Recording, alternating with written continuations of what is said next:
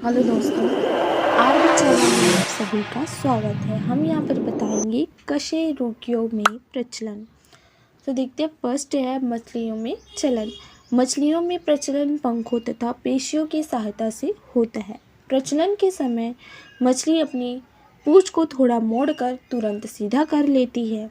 ऐसा करने से पानी में पैदा हुआ प्रतिरोध इसे थोड़ा आगे बढ़ा देता है।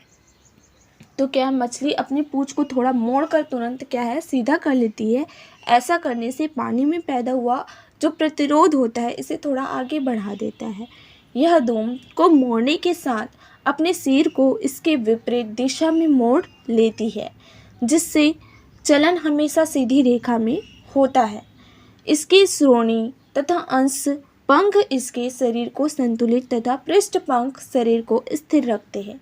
कुछ मछलियों के अंश पंख थोड़े चौड़े होकर इसे हवा में छलांग लगाने में सहायता करते हैं। ऐसी मछलियों को उड़न मछली कहते हैं। एक्सोसिस्टम उड़ान मछली का प्रमुख उदाहरण है। तो ये डायग्राम के थ्रू आप समझ सकते हो किस प्रकार की मछलियाँ अपना तैरने का कार्य करती है, जिसे हम प्रचलन बोलेंगे। ठीक है। सेकंड है उभयचरों में प्रचलन। तो क्या है, मेढक में प्रचलन 3 प्रकार से होता है। इसका शिशु मछली के समान होता है और यह मछली के ही समान प्रचलन करता है। इसका वयस्क भूमि एवं जल दोनों में रहता है। जब यह भूमि पर होता है तब पश्चपात के बड़ा होने के कारण उछलकर प्रचलन करता है, लेकिन जब यह जल में होता है तब पश्चपात की उंगलियों में उपस्थित पाद जाल का उपयोग पतवार के समान करता है और इसकी सहायता से तैरता है।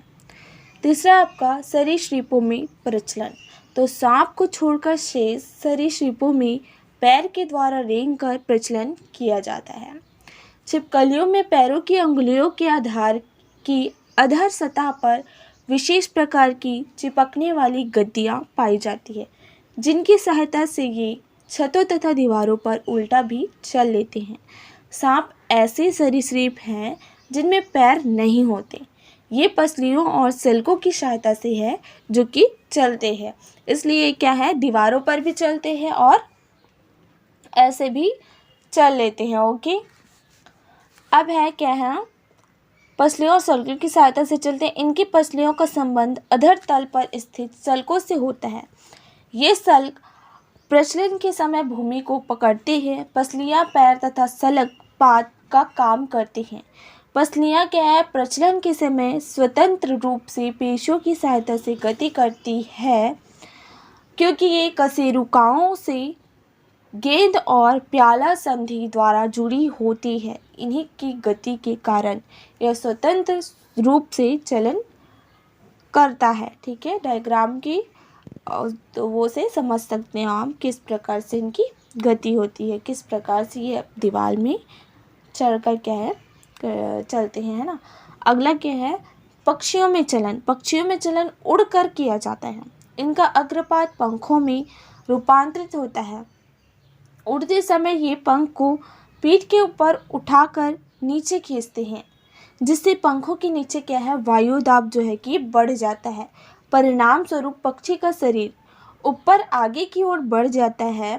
पंख को नीचे करते समय दाब ज़्यादा बढ़ जाता है और पंख के बाहरी सिरे से हवा फिसल कर निकल जाती है। इसके साथ ही पंख के भी अलग अलग हो जाते हैं, इससे हवा निकलने में मदद मिलती है।